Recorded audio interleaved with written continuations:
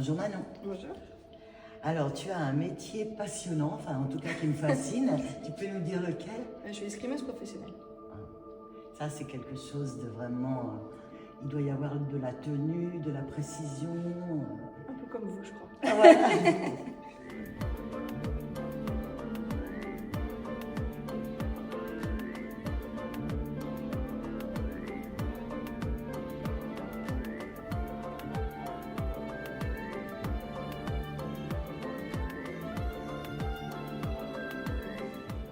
Est-ce que ton métier t'a appris quelque chose sur toi, justement?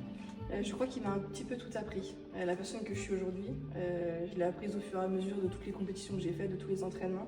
J'ai appris à prendre déjà confiance en moi.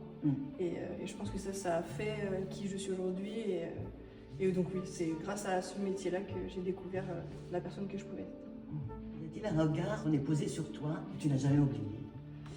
Je pense qu'il y en a deux. Il y a un côté vraiment purement sportif où j'ai vu dans les yeux d'un adversaire que je croyais un peu invincible, une Russe très dure qui pour moi ne doutait jamais. Oui. J'ai vu face à moi, j'ai vu son regard Vaciller. Exactement, vaciller. Je me suis dit, oh mais cette personne-là doute aussi. Et en fait, ça a un peu remis en question tout ce que j'imaginais du grand sportif et je me disais, mais si même les grands champions doutent, en fait, et sont humains, on peut tous être humains. On peut douter et quand même gagner plein de choses. Donc il y a eu ce premier regard-là. Puis le regard purement de mon mari, le regard de l'amour, quand il m'a vu faire de l'escrime. Et le jour où on s'est mariés, quand il m'a découvert. Et je me suis dit, oh là là, j'aimerais qu'on me regarde tous les jours comme ça.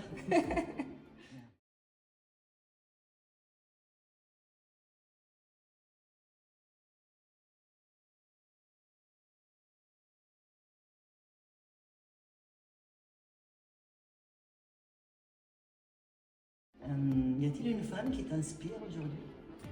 Oui, j'aime beaucoup, alors je reste dans le sport malheureusement, mais Clarissa Agbenienou, qui est une maman, une championne, montre qu'elle arrive à faire tout ça en même temps et je me dis, bah voilà, nous les femmes, on peut faire plein de choses et c'est assez magique. Mais oui, parce que c'est le cas pour les sportifs, mais c'est pour le cas de n'importe quelle femme qui a un travail, c'est d'arriver à réussir aussi sa vie privée. C'est ça. Normalement, c'est l'un ou l'autre. Oui, non, on peut faire les deux finalement. On essaye, en tout cas, on a envie de garder tout, quoi. Bah oui, c'est ça. On aime les deux côtés. Y a-t-il une forme de sororité qui t'a marqué? Je sais pas trop. J'ai quand même créé des liens avec mon équipe de France. Les filles avec qui je suis en équipe, on a réussi à faire des choses absolument extraordinaires les unes avec les autres. Alors qu'à la base, on est quand même des adversaires. C'est ça. Vous vous épaulez, il n'y a pas trop de rivalité? Ben, en fait, il y a les deux. Et ce qui est assez magique, c'est que même si du jour au lendemain, on passe du côté compétition individuelle, on est des rivales. Et alors que toute la semaine, on est des coéquipières. Et ben, en fait, du jour au lendemain, on va passer coéquipières. Et on est capable de faire des choses entre une journée individuelle et une journée par équipe qui sont assez magiques.